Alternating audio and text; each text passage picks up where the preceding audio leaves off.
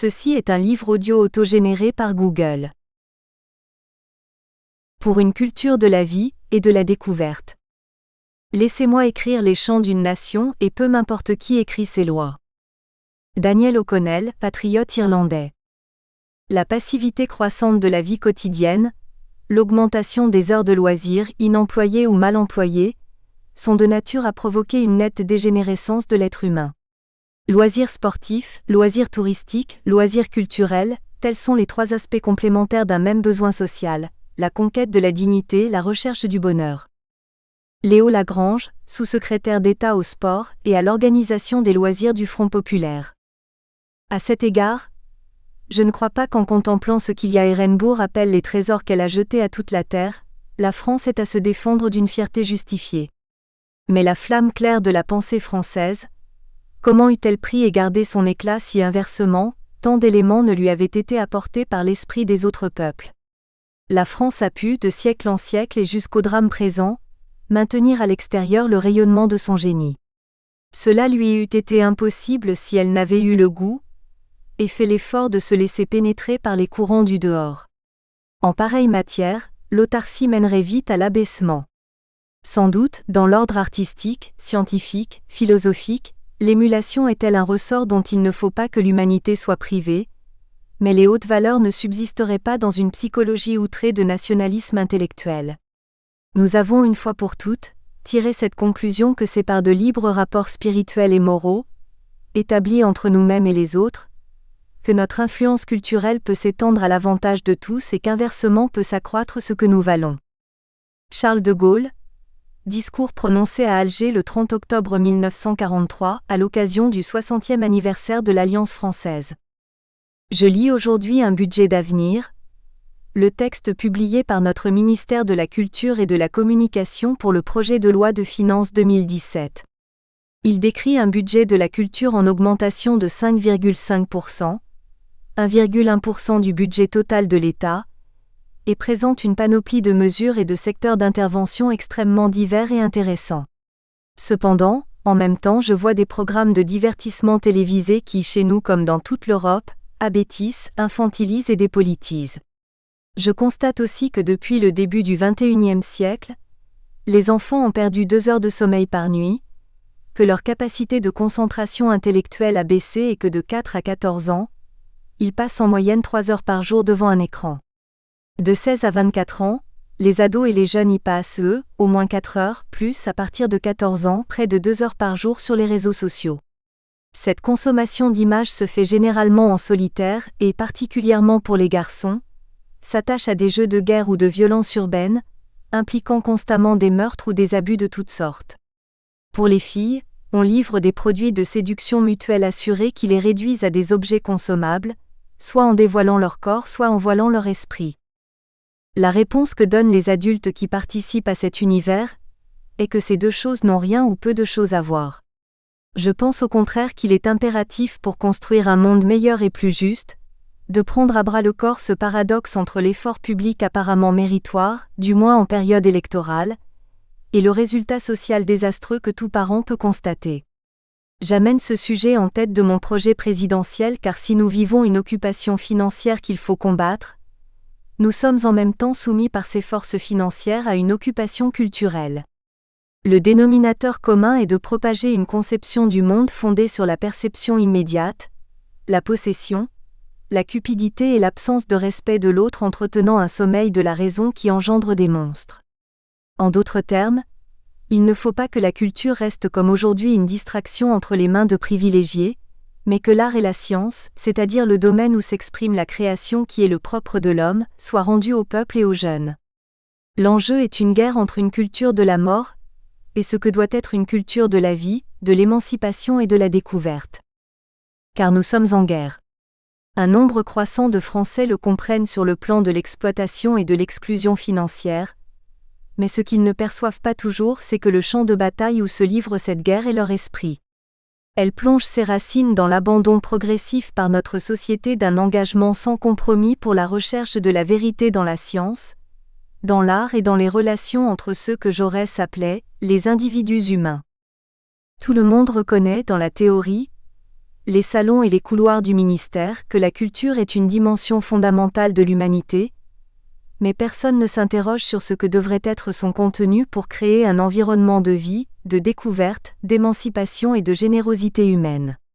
Les uns pensent, sans toujours oser le dire, qu'elle est un luxe que la société ne peut se permettre qu'après avoir satisfait les besoins matériels immédiats, d'où sa part tout de même réduite dans le budget de l'État. Les autres proposent des références fossiles et formelles au nom d'un « c'était mieux avant », et certains prétendent que donner un chèque de 500 € aux jeunes le jour de leurs 18 ans peut faire affaire, sans se poser la question de la marchandise qui leur est offerte dans un présent où règne une contre-culture intéressée par le chiffre des recettes et des addictions. La culture, c'est l'esprit, l'intention qui anime une société. C'est tout ce qui concourt à la découverte de la vérité, que la simple perception des sens ne nous permet pas d'appréhender. Mon but est de susciter l'environnement nécessaire pour que puisse apparaître une culture qui élève les êtres humains et non qui les abaisse, une culture qui s'adresse en eux à ce qu'il y a de proprement humain et de grand, et donc de créateur, et non à ce qu'il y a de bestial et de petit. Je dis bien créer l'environnement, et non imposer un modèle ou un contenu par injonction. Il s'agit d'arroser pour que poussent de belles plantes, parfois inattendues, et non de creuser des ornières. L'oligarchie, elle, prétend répondre à la demande des populations, mais en réalité, au contraire, elle impose son environnement irrationnel et promeut une concoction synthétique pour réduire l'être humain à un état de servitude volontaire. C'est ce qui se passe littéralement sous notre nez, et que nous devons tous combattre. Mon projet est fondé sur ce combat décisif. Bien entendu, j'accroîtrai immédiatement le budget de la culture jusqu'à atteindre un niveau proche de celui des armées aujourd'hui, soit 2% du produit intérieur brut. Il est nécessaire d'exprimer une volonté politique reflétant l'aspiration de la nation. Ainsi, je ne tolère pas la disparition d'une centaine de festivals, comme ce fut le cas l'été dernier, appauvrissant la diffusion culturelle sur notre territoire et la centralisant de fait dans les grandes métropoles. Cependant, si les chiffres ont bien entendu leur importance, ils passent à côté du vrai sujet, un pari sur l'avenir qui est un pari sur l'émancipation de la jeunesse, confère ma section Jeunesse, un nouveau printemps émancipateur pour la France. Voici les pistes que je propose pour tenir ce pari. 1. Vers un art populaire et savant. Incorporer la création artistique dans les programmes depuis la maternelle jusqu'à l'université, en faisant une priorité éducative qui fasse mettre à tous la main à la pâte, dans l'enseignement, la pratique et la connaissance des œuvres classiques. La musique en particulier, là où s'exprime la création à sa source, doit être mise à la portée de tous. L'exemple d'El Sistema au Venezuela, mieux que d'autres tentatives, est une référence inspiratrice essentielle. Incorporer la création artistique dans les programmes depuis la maternelle jusqu'à l'université. Mobiliser à cet effet tous les conservatoires, les écoles de musique et les orchestres nationaux, en coopération avec les écoles et les centres de loisirs, pour introduire les jeunes à la musique si possible dès la maternelle et en tout cas dès le primaire. Il s'agit de donner à chaque enfant la possibilité de chanter en chorale, de découvrir et d'essayer des instruments, confère ma section L'éducation, une nouvelle frontière pour la France. Chaque enfant se verra confier un instrument, dont il sera responsable ainsi que ses parents.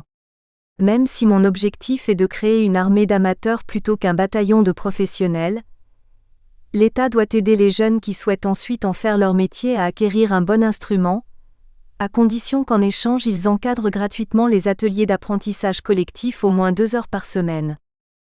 Créer une armée d'amateurs plutôt qu'un bataillon de professionnels, l'État devant aider les jeunes qui souhaitent ensuite en faire leur métier à acquérir un bon instrument. Généraliser des mercredis musicaux pour que les élèves puissent se rendre à des concerts pédagogiques interprétés par les orchestres symphoniques de notre pays, depuis les concerts colonnes jusqu'à la chambre philharmonique. Les concerts pourront aussi se dérouler les samedis et les dimanches en journée, le prix ne devant pas excéder 2 € par enfant et 5 € par adulte accompagnateur, la prise en charge se faisant par l'établissement scolaire. Les musiciens seront amenés à organiser des discussions et des pédagogiques, afin de préparer les enfants à l'écoute ou de répondre à leurs questions. Généraliser des mercredis musicaux, pour que les élèves puissent se rendre à des concerts pédagogiques. Utiliser systématiquement les églises pour les répétitions et les concerts des chorales scolaires et des orchestres classiques, l'acoustique étant généralement faite pour les édifices disponibles. Ce sera là un des pôles d'une vie rurale retrouvée. Créer des brigades d'intervention artistique composées de petits ensembles de quelques musiciens qui, loin des grands orchestres, gourmands en effectifs et en logistique, pourront amener la musique dite savante, mais qui en réalité a très souvent été composée pour le peuple, à une population qui ne la connaît pas encore. L'orchestre debout présente ainsi un exemple très intéressant d'une pratique nouvelle visant à rendre la musique au peuple. Créer des brigades d'intervention artistique composées de petits ensembles de quelques musiciens, qui pourront amener la musique dite savante à une population qui ne la connaît pas encore. Renforcer les conservatoires de musique, de danse et d'art dramatique pour permettre, par-delà les jeunes, l'accès de tous à un enseignement de qualité. Chacun, quel que soit son âge, devra pouvoir s'inscrire et se voir prêter un instrument. Dans les conservatoires, les cours individuels seront maintenus, les considérations suivant lesquelles il serait porteur de risques de dérapage importants, notamment du fait d'une relation maître-élève trop proche, n'étant qu'un prétexte masquant la volonté de réduire la masse salariale en diminuant les heures de classe des enseignants. Dans le domaine de la danse classique, bien que l'on trouve sur tout notre territoire des studios de danse ou des conservatoires qui ne désemplissent pas, il n'y a désormais que 7 compagnies capables de danser des ballets classiques dans la tradition du répertoire. La France, berceau de la danse classique et où il existe un réel intérêt parmi les jeunes d'une moyenne d'âge de 22 ans, laisse cet art peu à peu mourir, alors qu'en Allemagne chaque théâtre, même de toute petite ville, dispose d'une compagnie.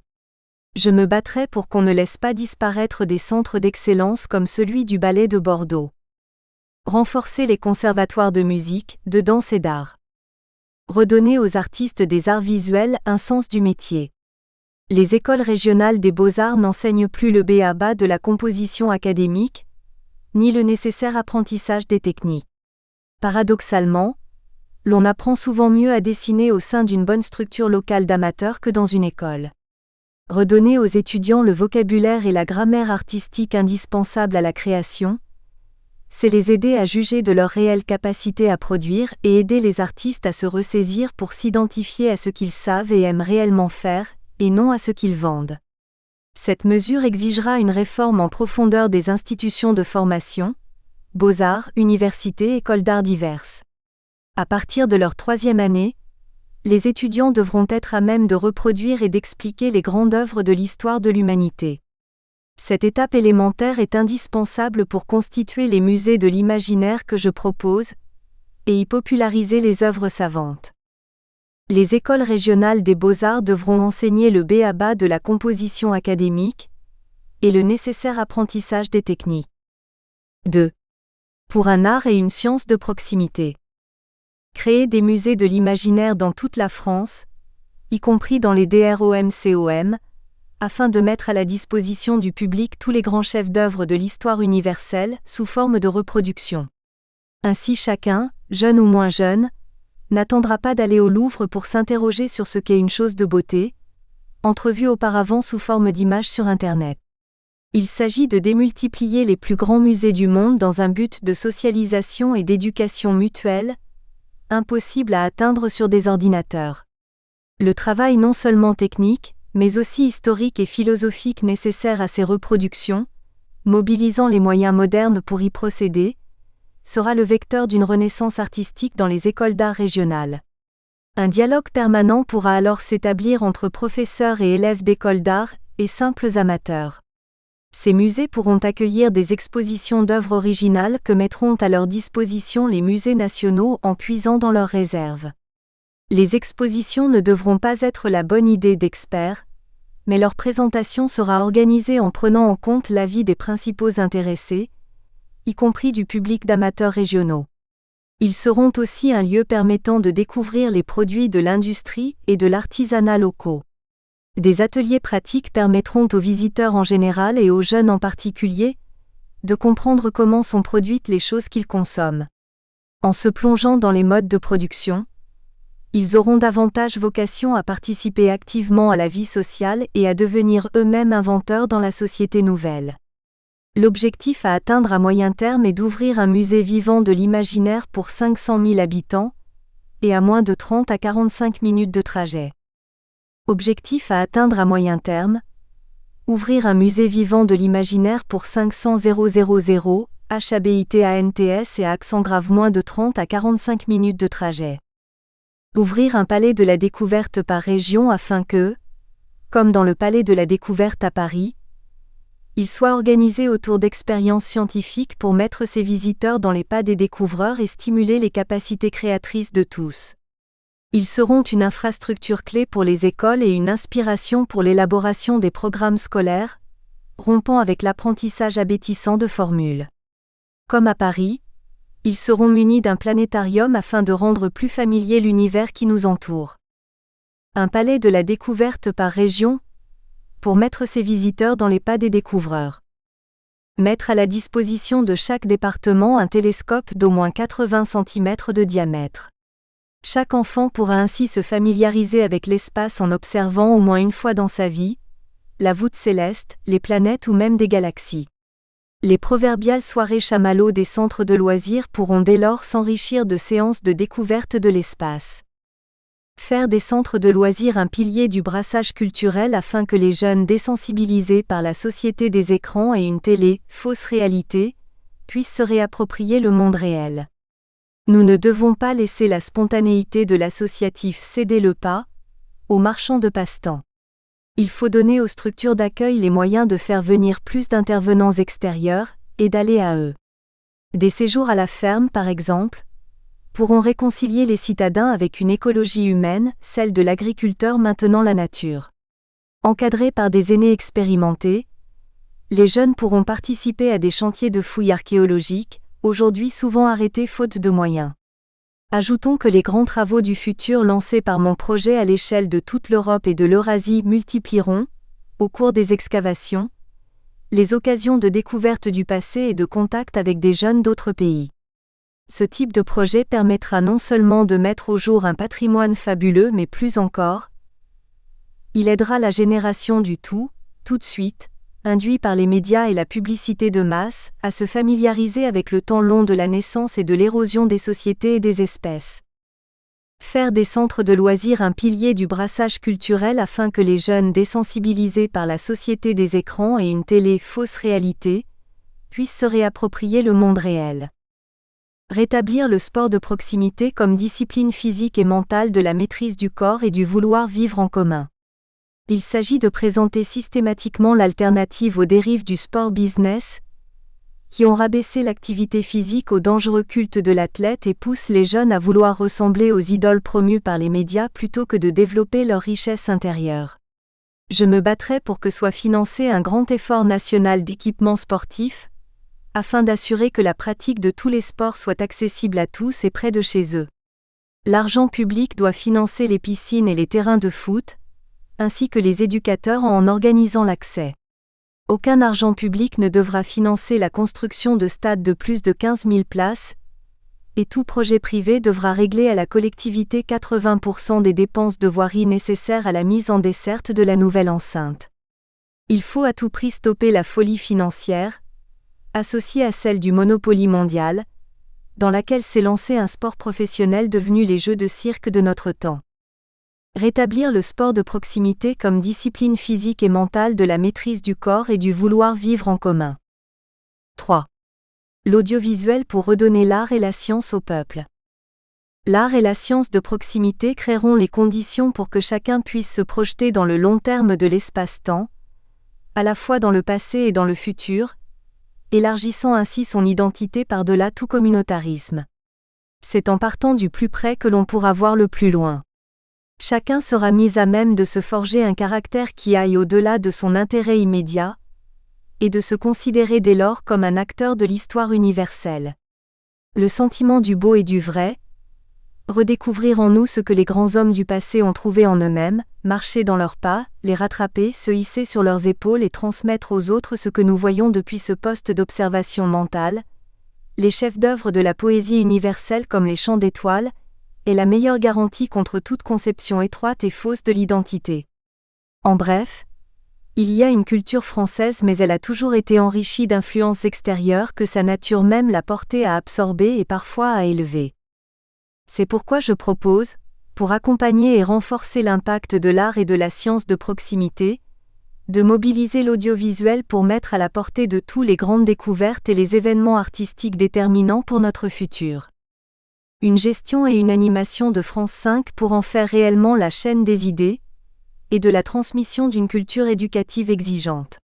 France 5 est certes déjà une chaîne de télévision de service public dont les programmes sont axés sur l'éducation, le partage des savoirs et la transmission des connaissances, en vertu du cahier des charges de France Télévisions fixé par le décret du 23 juin 2009. La base est donc bien là. Cependant, les documentaires et les magazines sur lesquels elle est axée, indépendamment de leur intérêt particulier souvent très réel, n'obéissent pas à une vision à long terme cohérente. J'inciterai, dans le sens de mon projet émancipateur, à dépêcher les équipes de France 5 auprès des institutions publiques, CNRS, CEA, opéra, grands orchestres, etc., et privées pour impliquer artistes, chercheurs et ingénieurs dans la réalisation de programmes faisant découvrir au peuple ce qu'ils font, comment et pourquoi. Car le défi d'une république est de constamment créer un lien entre l'avant-garde et le plus grand nombre. France 5 étant disponible sur la TNT, le câble, le satellite, la télévision IP et le web, elle devra fournir en masse des contenus de vidéos gratuits, notamment sur Internet. Peupler le web de contenus intelligents et éducatifs est en effet une priorité absolue pour relever le niveau général d'Internet, à partir de références sérieuses rendant les discussions de type « café du commerce » hors de propos. Établir un maillage territorial des lieux de lecture et d'écoute, bibliothèques et médiathèques, à la fois en garantissant leur budget face aux choix idéologiques et financiers de certaines collectivités territoriales, et en échappant aux excès d'implantation pour des causes de prestige local sans projet réel. Tous les contenus diffusés avilissant la personne humaine, comme les jeux vidéo ultra-violents ou la présentation de produits synthétiques de nature à fabriquer des drogues dures, doivent être bannis, soit si possible en les interdisant, soit en les surtaxant systématiquement, le produit de la surtaxe étant utilisé pour soutenir la politique contraire d'émancipation des capacités créatrices de l'être humain.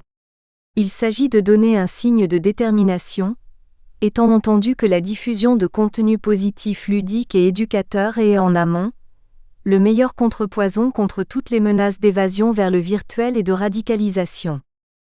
Faire de France 5 la chaîne des idées et de la transmission d'une culture éducative exigeante. Dépêcher les équipes de France 5 auprès des institutions publiques, CNRS, CEA, opéra, grands orchestres, etc., et privées pour impliquer artistes, chercheurs et ingénieurs dans la réalisation de programmes faisant découvrir ce qu'ils font, comment et pourquoi. Bannir ou surtaxer tous les contenus diffusés, avilissant la personne humaine. 4. En soutien aux créateurs. Les mesures de soutien aux créateurs n'ont de sens que dans le contexte d'ensemble du combat pour la culture de la vie et de la découverte. Elles n'en sont pas moins immédiatement nécessaires. Pérenniser le régime des intermittents du spectacle dans sa forme actuelle, car il constitue une garantie dans un contexte de mobilité grandissante des manifestations culturelles. Titulariser les précaires et les permittents de notre service public de la culture, car leur situation scandaleuse est le reflet de la politique du citron pressé financier. Soutenir les maisons des jeunes et de la culture, MJC, qui soit ferment les unes après les autres, soit sont abusivement prises en tutelle par certaines collectivités locales pour des raisons idéologiques ou financières qui n'ont rien à voir avec la culture. Le rétablissement des dotations de l'État en faveur des collectivités territoriales, tel que je le défends, doit impliquer un rétablissement parallèle des subventions en faveur des MJC.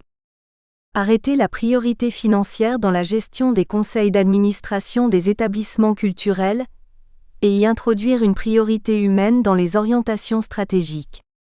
Les représentants des personnels doivent participer au processus de décision, associés à des représentants des publics, pour que cette priorité humaine soit assurée. Arrêter la tendance grandissante à privatiser la culture, en redonnant aux représentants de la puissance publique les moyens d'être réellement prescripteurs et non de devoir se soumettre aux modes financières, et abroger le régime de niche et autres avantages fiscaux excessifs en faveur des mécènes, car ils ont aujourd'hui plus de moyens que les États de financer les activités culturelles en imposant leur goût ou ceux de leurs conseillers artistiques.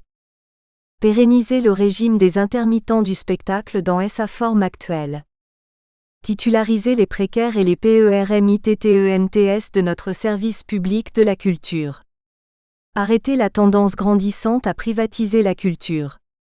5. Pour une coopération culturelle internationale. Si l'espace, la mer et l'Afrique sont 3 domaines où les objectifs communs de l'humanité devront se manifester et contribueront à la paix dans le monde, la culture est la figure de proue qui doit emporter le message. Les initiatives d'action intérieure que je défends doivent donc avoir nécessairement pour complément des initiatives d'action extérieure. Arrêter la politique de fermeture des activités des instituts et des alliances françaises dans le monde, au moment où la Chine y multiplie avec succès ses instituts Confucius. La fermeture des cours de langue française est catastrophique, alors qu'en 2050, la francophonie se situera principalement en Afrique. Il faut également arrêter de brader notre patrimoine culturel faute de moyens. Avoir laissé se dégrader le palais Clam Gallas qui abritait notre institut à Vienne, pour finalement le céder au Qatar, n'est qu'un exemple extrême d'une tendance générale qui ne peut continuer, car elle est synonyme d'abandon de notre influence dans le monde. Créer un conseil d'action culturelle extérieure auprès du président de la République, afin d'étendre notre effort dans le monde avec une vision et une stratégie plus claires et une générosité partagée et dirigée. Les actions de la Direction générale de la coopération internationale et du développement, DGCID, du ministère des Affaires étrangères, du département des Affaires européennes et internationales du ministère de la Culture et de la Communication et du ministère de l'Éducation nationale, de l'enseignement supérieur et de la recherche pourront ainsi être mieux supervisées et orientées. Étendre les actions innovantes en matière culturelle de l'Organisation internationale de la francophonie, OIF, en augmentant notre participation à son budget annuel, qui devra atteindre 150 millions d'euros, et en minimisant ses dépenses administratives en faveur de la mise en œuvre effective des programmes.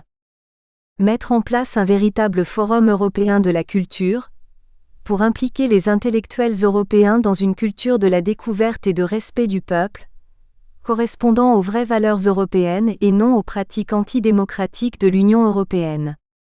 Ce forum doit être une véritable institution permanente, et non un simple lieu de réunion se tenant tous les 2 ans, comme celui organisé actuellement par la Commission européenne sans réel objectif ni vision.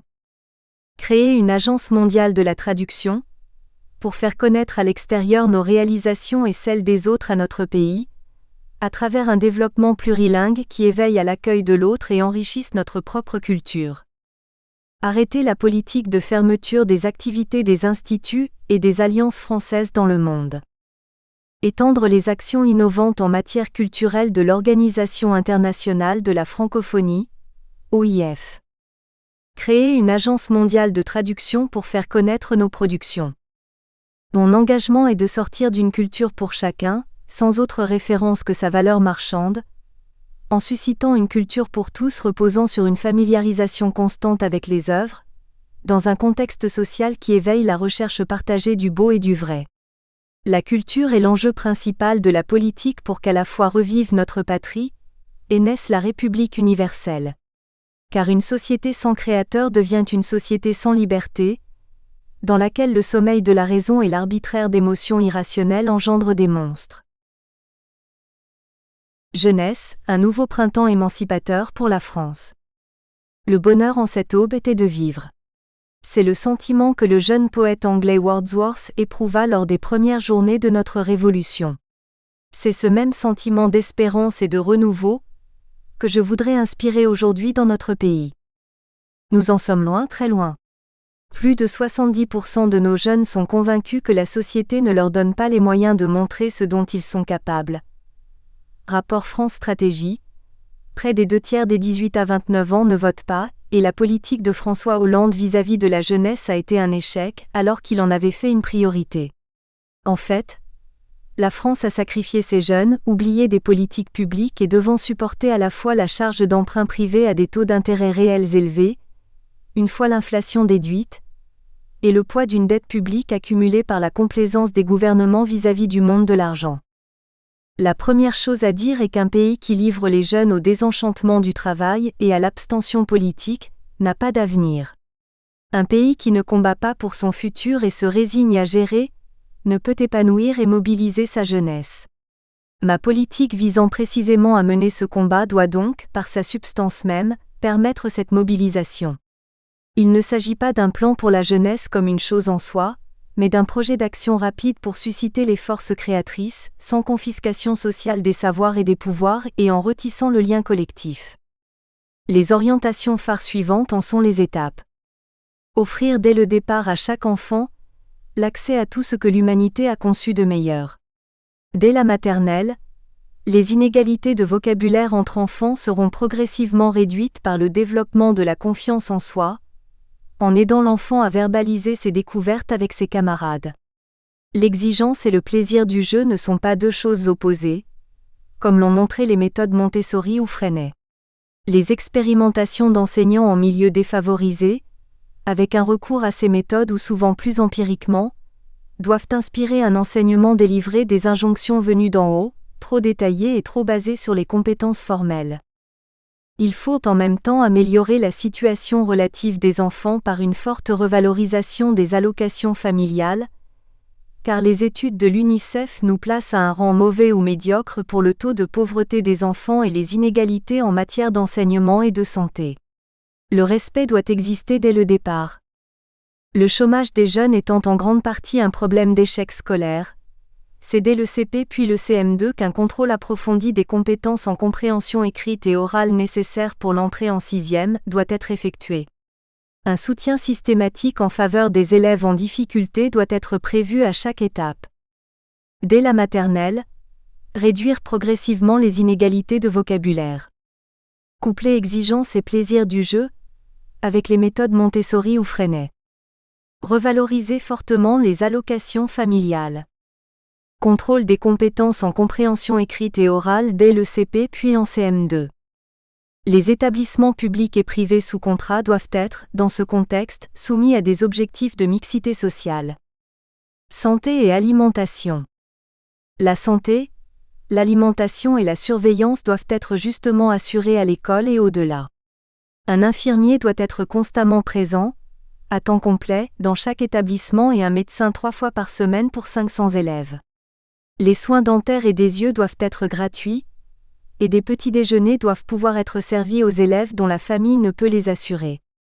Les surveillants doivent être embauchés en nombre suffisant, avec au moins 1 pour 50 élèves. Il faudra envisager dans les classes des brouilleurs empêchant les émissions des portables. Un infirmier à temps complet. Un médecin 3 fois par semaine pour 500 élèves. Gratuité des soins dentaires et des yeux. Petit déjeuner servi aux élèves, dont la famille ne peut les assurer. Au moins un surveillant pour 50 élèves. Brouilleurs empêchant les émissions de portables dans les classes. La dimension professionnelle.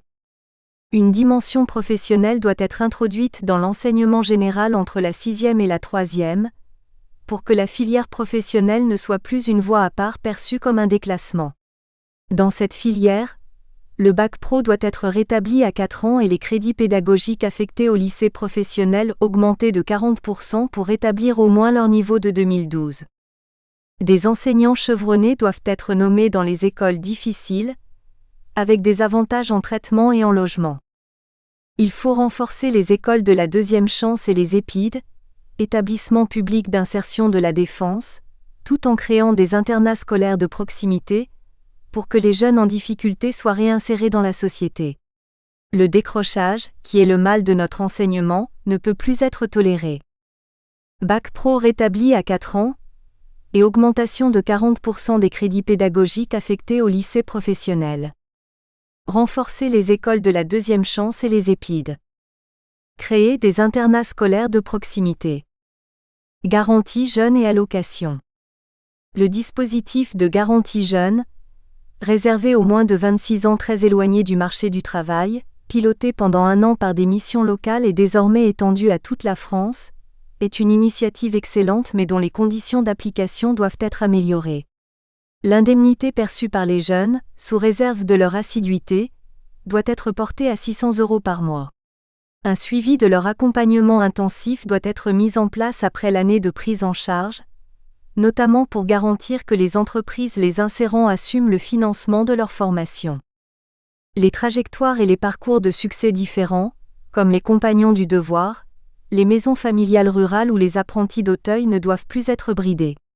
L'on s'y intéresse d'abord à la personnalité du jeune, ce qui est essentiel pour son insertion et sa formation. Plus généralement, tout en étendant l'automatisation du versement du RSA pour tous ceux qui ont le droit d'en bénéficier, je l'ouvrirai aux jeunes de 18 à 25 ans. Enfin, je ferai mettre en place une allocation d'études pour tous les étudiants s'élevant à 600 € par mois sur 36 mois, sous condition de ressources et sous forme d'un capital utilisable tout le long de la vie mais seulement pour financer des études. Un système de prêt sécurisé de 300 € à taux zéro, organisé ou garanti par les pouvoirs publics, permettra à l'étudiant de vivre avec une base garantie de 900 € par mois, pour lui permettre d'étudier à plein temps sans devoir trop travailler par ailleurs. Porter l'indemnité de la garantie jeune à 600 € par mois.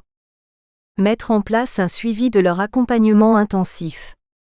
Encourager les compagnons du devoir, les maisons familiales rurales ou les apprentis d'Auteuil. RSA pour les jeunes de 18 à 25 ans. Allocation d'études de 600 € par mois sur 36 mois, sous condition de ressources. Prêt sécurisé de 300 € à taux zéro pour une base garantie de 900 € par mois. Briser l'aspect pyramidal de notre société. Cet environnement éducatif et de formation, sur lequel je m'étendrai davantage dans mes propositions sur ce sujet, est essentiel pour briser l'aspect pyramidal de notre société qui, comme l'a montré l'enquête PISA, trie les jeunes et reproduit les contours d'une élite au lieu de promouvoir la totalité des nouvelles générations. C'est pourquoi il est urgent, en même temps que se crée cet environnement éducatif nouveau, de rendre la culture et l'art au peuple, le défi étant de le faire avec les nouvelles technologies et les nouveaux moyens d'expression. J'en ferai une priorité absolue dans un ministère de la culture qui doit redevenir inspirateur et promoteur. La France étant trop souvent une cacophonie de brillants solistes privilégiés, formés dès leur jeune âge à l'ascension en solo de la pyramide scolaire, au sommet de laquelle une minorité accède aux diplômes prestigieux et dont les autres sont éjectés, je fais de l'introduction du chant choral à l'école dès le plus jeune âge une priorité absolue. Le chœur est en effet le modèle réduit d'une société idéale, dans lequel s'apprennent l'écoute de l'autre et la connaissance d'une œuvre collective qui élève et dépasse la contribution de chacun. Il s'agit de la meilleure arme contre la sous-culture synthétique de la violence et du sexe marchandise répandue aujourd'hui, qui détruit la capacité d'attention des jeunes. Aussi, pour ouvrir les jeunes à la musique dès le primaire et leur donner la possibilité de chanter en chorale et de découvrir et essayer des instruments, je ferai en sorte que se mobilisent ensemble tous les conservatoires, les écoles de musique et les orchestres nationaux. Aussi, je promouvrai des brigades d'intervention artistique, composées de quelques musiciens qui pourront amener la musique classique à une population qui ne la connaît pas. Ce projet visera à introduire en France l'état d'esprit que promeut El Sistema au Venezuela. J'inspirerai la création de musées de l'imaginaire dans toute la France et de palais de la découverte régionaux. Ces musées auront pour mission de mettre à la disposition de tous les grands chefs-d'œuvre de l'histoire universelle sous forme de reproduction, afin que chacun, jeune ou moins jeune, n'attende pas d'aller au Louvre pour voir concrètement la chose de beauté qu'il aura auparavant aperçue virtuellement sur Internet. Les palais de la découverte régionaux seront une infrastructure clé pour l'enseignement scientifique dans les écoles et une composante prioritaire pour l'élaboration des programmes, en permettant d'éveiller les curiosités et de mettre la main à la pâte. Chacun de ces édifices sera équipé d'un planétarium et d'un télescope afin que dès le plus jeune âge, l'univers qui nous entoure nous devienne familier et que l'identité de chacun s'étende à sa mesure. Pour créer un espace public participant à l'impulsion de ce projet, France TV doit devenir une plateforme éducative fournissant en masse des contenus vidéo gratuits par Internet. Ces équipes seront dépêchées partout où quelque chose se crée, notamment auprès d'institutions publiques comme le CNRS et le CEA, les opéras et les grands orchestres pour réaliser, avec les chercheurs, les ingénieurs et les artistes, des programmes visant à faire découvrir aux jeunes et au peuple en général ce qu'ils font, comment et pourquoi. Ainsi, en peuplant le web de contenus intelligents, l'on aura un levier pour relever le niveau général d'Internet. Chant choral et instruments dès le primaire. Mobilisation de tous les conservatoires, écoles de musique et orchestres nationaux. Amener la musique classique à ceux qui ne la connaissent pas. France TV doit devenir une plateforme éducative. Dépêcher ses équipes partout où quelque chose se crée, afin de réaliser avec des chercheurs et des artistes, des programmes faisant découvrir au public ce qui se crée et pourquoi. Sport et enseignement. Je me battrai pour faire rétablir le sport comme pédagogie du respect et de l'effort. Je ferai pour cela financer le sport amateur et les équipements sportifs de proximité, en les associant à l'enseignement. Les scandales qui éclaboussent les milieux du sport professionnel exigent une mobilisation internationale contre ses excès et son idéologie, dont je prendrai l'initiative. Les jeux de cirque entretenus par les médias visent à réduire celui qui les suit à un spectateur et non à devenir un vrai sportif. Financer le sport amateur et les équipements sportifs de proximité, en les associant à l'enseignement. Mobilisation internationale contre les excès et l'idéologie du sport professionnel. Jeux vidéo. Je demanderai l'interdiction des jeux vidéo violents avilissant la personne humaine, et où le mot le plus souvent répété est mort, et l'image la plus représentée celle de cadavre. Il ne s'agit pas ici du goût personnel des jeunes, il s'agit de jeux formatés par les médias, diffusés par des adultes qui détruisent méticuleusement la faculté d'attention des enfants et des adolescents en réduisant à 7 secondes la durée des images et à 15 le temps de réponse aux questions éventuelles. Interdire les jeux vidéo violents avilissant la personne humaine. Apprentissage et alternance. L'apprentissage et l'alternance doivent être réorganisés, ce qui sera rendu possible avec l'arrivée dans les CFA d'élèves sortis de 3e sans avoir été largués, au cours de leur parcours précédent. Une information à jour sera systématiquement donnée sur les filières qui sont bouchées et celles offrant des possibilités, tout le domaine du data et demain, de la politique spatiale et de la mer. Chaque élève pourra dès lors bénéficier d'un suivi personnalisé par son formateur, qui ne sera plus accaparé par des tâches de rattrapage. Avant d'établir des dispositifs, il faudra étudier avec les entreprises l'état de leurs besoins et les types de formation correspondants. Réorganiser l'apprentissage et l'alternance. Suivi personnalisé de chaque élève par son formateur. Étudier avec les entreprises l'état de leurs besoins et les formations correspondantes. L'objectif est de rendre l'école, le collège et le lycée au peuple. Avec des enseignements fondés sur un esprit de découverte, la reconnaissance du mérite et autant que possible une égalité des chances au départ, dans les conditions de la société qui vient et qui porte les technologies du numérique et de la robotique. Les Chinois l'ont compris en réintroduisant un enseignement d'esprit confucéen. Nous devons nous-mêmes nous ressourcer dans notre tradition d'excellence pour tous et d'éducation mutuelle dans l'esprit de notre langue et de notre histoire, celui d'un enseignement porté au départ par des ordres religieux populaires puis étendu à tous par les écoles de la République. L'étude de l'enseignement à Polytechnique, avant son démontage napoléonien, devrait constituer un point de repère. Enseignement fondé sur l'esprit de découverte, la reconnaissance du mérite et l'égalité des chances au départ. Nous ressourcer dans notre tradition d'excellence. Pour tous et d'éducation mutuelle, école polytechnique avant Napoléon. Dans ce contexte, l'extension de la connaissance d'autres pays, notamment européens, est essentielle pour tous nos jeunes.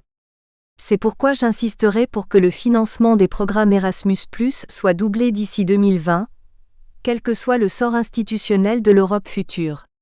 Le programme Erasmus Pro doit, en particulier, permettre à 1 million d'apprentis de se former dans un autre pays européen que le leur. Doubler le financement des programmes Erasmus+, d'ici 2020.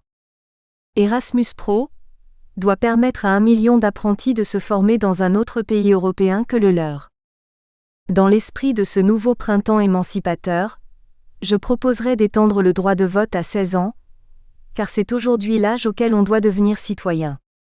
Le bonheur de vivre ne peut pas être qu'individuel ou familial, Il doit s'exprimer dans la participation à ce que doit devenir notre société. L'éducation, une nouvelle frontière pour la France. Mes propositions. On peut alors adopter dans leur exposition des découvertes scientifiques, deux méthodes différentes. L'une consiste à énoncer la loi et à la démontrer promptement dans son expression sans s'inquiéter de la manière dont elle s'est fait jour. L'autre, plus historique, rappelle les efforts individuels des principaux inventeurs, adopte de préférence les termes mêmes dont ils se sont servis, indique leur procédé toujours simple, et essaie de reporter par la pensée l'auditeur à l'époque où la découverte a eu lieu. La première méthode voit avant tout le fait, la loi, son utilité pratique. Elle masque aux yeux des jeunes gens la marche lente et progressive de l'esprit humain. Elle les habitue aux révolutions subites de la pensée, et à une admiration sans vérité de certains hommes et de certains actes. La seconde méthode illumine l'intelligence. Elle l'élargit, la cultive, la rend apte à reproduire par elle-même, la façonne à la manière des inventeurs. Louis Pasteur, rapport sur l'utilité de la méthode historique dans l'enseignement. 4 chiffres désastreux pour prendre conscience de l'ampleur de la crise et concevoir le projet pour en sortir. 25 à 30% des élèves arrivent en 6e sans les compétences nécessaires en lecture, en écriture et en capacité de jugement. 150 000 décrochent avant le baccalauréat. 50% échouent lors de leur première année à l'université. Les grandes écoles ont toutes un taux inférieur à 5% d'élèves ne provenant pas des milieux privilégiés, dont elles sont la chasse gardée. Ce qui nous différencie. Libérer les capacités créatrices. Il faudra bien un jour savoir ce que nous voulons pour nos enfants, et il faudra bien un jour savoir ce que nous voulons pour la France car les deux sont indissolublement liés. La France s'est toujours distinguée non tant par une quelconque puissance ou une étendue territoriale, mais par sa contribution millénaire à l'histoire du monde au travers de ce qu'on a appelé, faute de mieux, l'exception française. Or, celle-ci est depuis plusieurs décennies l'objet d'une déconstruction patiente qui s'attaque maintenant à l'école, c'est-à-dire à ce que seront le peuple de demain et ses futurs dirigeants. Indépendamment des réserves que l'on peut avoir sur la finalité des tests internationaux PISA et TIMSS, les résultats plus que médiocres des élèves français indiquent qu'il est temps de changer de cap. Mais pour aller où ? Faut-il se contenter, pour arrêter la casse, de revenir à la conception conservatrice que prônent certains, ou en profiter pour s'attaquer aux points faibles de notre école, et aux défis nouveaux auxquels elle doit se confronter, avant qu'ils ne soient davantage instrumentalisés par ceux qui veulent en finir avec l'exception française ? Aujourd'hui déjà et faute d'une vision d'avenir, on place le devenir personnel avant celui du collectif. À l'opposé, les puissances asiatiques ont fait de l'enseignement un enjeu stratégique en optant pour une éducation d'excellence. Si leur système est excessif, jusqu'à 14 heures de cours par jour si l'on inclut les cours particuliers auxquels la plupart des parents inscrivent leurs enfants, entraînant parfois le suicide d'élèves, ils forment des centaines de milliers de jeunes adultes que s'arrachent les grandes universités américaines et qui feront de l'Asie de demain le pôle dominant du monde. Une conception orwellienne d'une école où l'ordinateur se substitue à l'enseignant. L'enseignement en France a certes lui aussi été conçu comme un système d'excellence, mais où l'on a considéré, non sans arrière-pensée, qu'il devait y avoir d'un côté les bons, destinés à rejoindre l'élite et de l'autre les laissés pour compte. Or, les élites ont trahi. Ceux qui avaient eu l'éducation d'excellence puis la carrière qu'ils escomptaient ont fermé la porte derrière eux avant de donner le feu vert à la destruction de l'enseignement. Aux laissés pour compte, ceux dont les parents ne pourront jamais payer une école privée, on propose désormais une éducation de l'élève acteur de sa propre vie, construisant ses propres savoirs. Derrière cette périphrase se cache en réalité une rétention des connaissances. Celle-ci, nous dit-on, Nous espérons que vous avez apprécié cet aperçu. Pour continuer à écouter ce livre audio sur Google Play Livres, utilisez le lien dans la description de la vidéo.